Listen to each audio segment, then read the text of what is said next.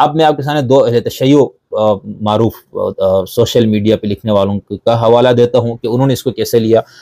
اب شیعت بطور مسلک جو ہے اگر آپ اس کو دیکھیں تو اس میں ہم باقی جب یہ موضوعات آئیں گے اس پہ ہم تفصیل سے استدلالات کیا کیا ہے، ان استدلالات کا نتیجہ کیا نکلتا اس پہ بات کریں گے۔ یہاں پر مختصراً تشیع کی جو بنیاد ہے وہ مسئلہ امامت پہ ہے، ٹھیک ہے، اور مسئلہ امامت یعنی کہ خدا نے پیغمبر کے بعد 12 لوگوں کو امت کی سیاسی، مذہبی، روحانی اور دینی رہنمائی کے لیے متعین کیا، تو اس کو ہم کہتے ہیں منصوص ہونا، یعنی ائمہ منصوص ہے، خدا کی طرف سے طے کردہ ہے۔ خدا نے قرآن میں بھی بیان کیا ہے بقول ان کے، اور احادیث اس حوالے سے بکثرت ان کے پاس موجود ہے۔ کچھ حدیثیں وہ سنی کتابوں سے بھی لیتے، ان کی اپنی کتابوں میں بکثرت حدیثیں موجود ہیں جس کے اندر یہ بیان کیا گیا ہے۔ دوسرا، امام جو ہے وہ پیغمبر کی طرح معصوم ہوتا ہے۔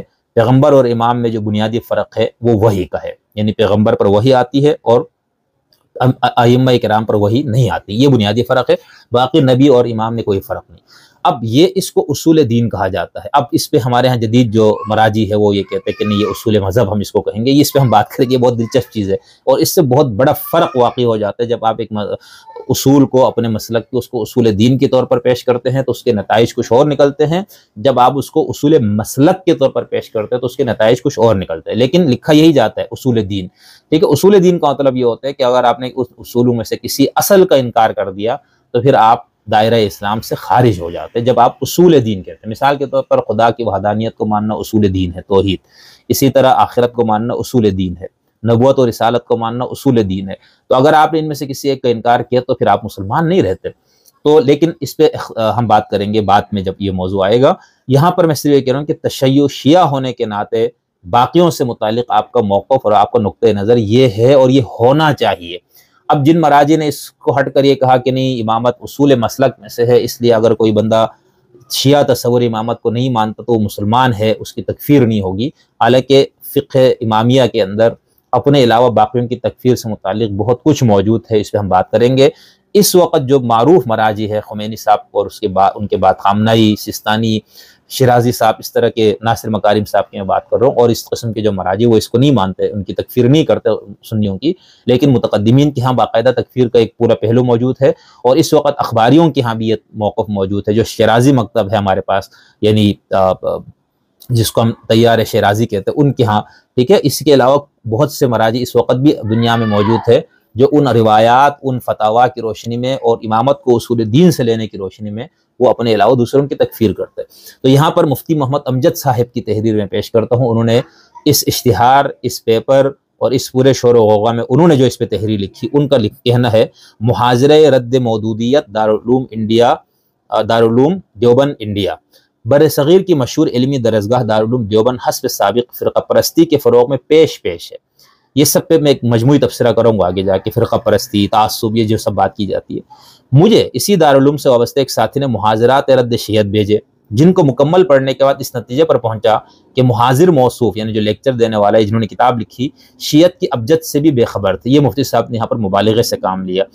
شیعہ تو ایک طرف، اب یہ کہتے ہیں شیعہ تو چلو جانے دو، مولانا مودودی تو فقہی طور پر حنفی تھے، ان کے فقہی سوالات کے جوابات فقہ حنفی کی روح سے ہی مرتب ہے، یہ مفتی صاحب کا دعویٰ ہے، اس پہ ہم بات کر لیں گے آگے۔ دارالعلوم دیوبند انہیں بھی گنجائش دینے پر تاحال آمادہ نہیں، مودودیت کو الگ فرقہ سمجھ کر اس کی سرکوبی کی کوششیں جاری ہیں۔ یہ محاضرہ رد مودودیت کا پرچہ نومبر 2018 کا ہے، پڑھیے اور سردنیے، ٹھیک ہے۔ یہ ایک ایسے شیعہ عالم اور مفتی کی طرف سے یہ تحریر لکھی گئی جو ایک بہت معتدل شخص ہے، اور ہماری بہت ان سے دوستی یاری ہے، ان کے ساتھ بہت تعلق ہے، ان سے ہم بہت سے مسائل میں استفادہ کرتے ہیں۔ تو امجد صاحب نے لکھا۔ ایک اور ہے کاظم سلیم صاحب، لگتا ہے یہ اسکردو سے ان کا تعلق ہے، انہوں نے ایک پوسٹ لکھی دارالعلوم دیوبند اور مولانا مودودی۔ مولانا مودودی کی جملہ تالیفات، خصوصاً تفسیر تفہیم القرآن اور خلافت و ملوکیت کو عرب و عجم میں غیر معمولی شہرت ملی۔ عرب، افریقی ممالک، مصر، تیونس، الجزائر اور مراکش وغیرہ میں نوجوانوں اور پڑھے لکھے لوگوں میں مولانا مودودی کی علمی آثار آج بھی انتہائی مقبول ہیں۔ ان کے کئی آراء اور نظریات سے اختلاف ہو سکتا ہے، مذکورہ ممالک میں لوگ اختلاف کرتے بھی ہیں، لیکن یہ سب خالص علمی اور منطقی اسلوب میں انجام پاتے ہیں۔ ابھی ہم بتائیں گے کہ کس حد تک ان ممالک میں بھی جن کے ساتھ اختلاف رائے ان کا کیا حشر ہوتا ہے۔ اس کے برعکس برصغیر میں روایتی فکری جمود اور طرز کہن پر اڑنے کی عادت نیز تنگ نظری کی روایت نے علمی اختلاف کے لیے مجال ہی نہیں چھوڑا۔ اس لیے رائج الوقت فکری اور عقیدتی زاویہ سے اختلاف گناہ کبیرہ سے بھی بڑا کوئی گناہ سمجھا جاتا ہے۔ ایسا شخص مطعون ہونے کے ساتھ ساتھ دائرہ مسلک بلکہ دین کے دائرے سے ہی خارج تلقی ہوتا ہے۔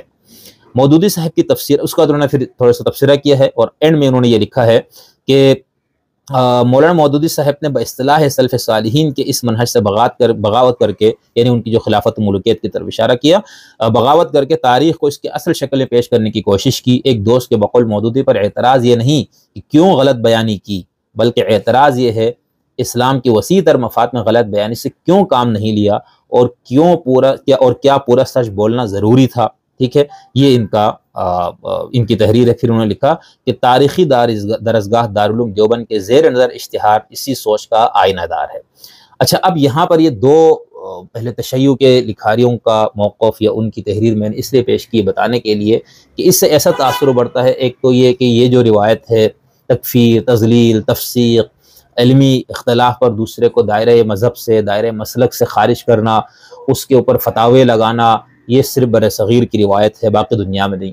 دوسرا یہ تاثر بڑھتا ہے کہ یہ صرف سنیوں کے ہاں ہے، باقی مسالک اس سے محفوظ ہے، تو ایسا نہیں ہے۔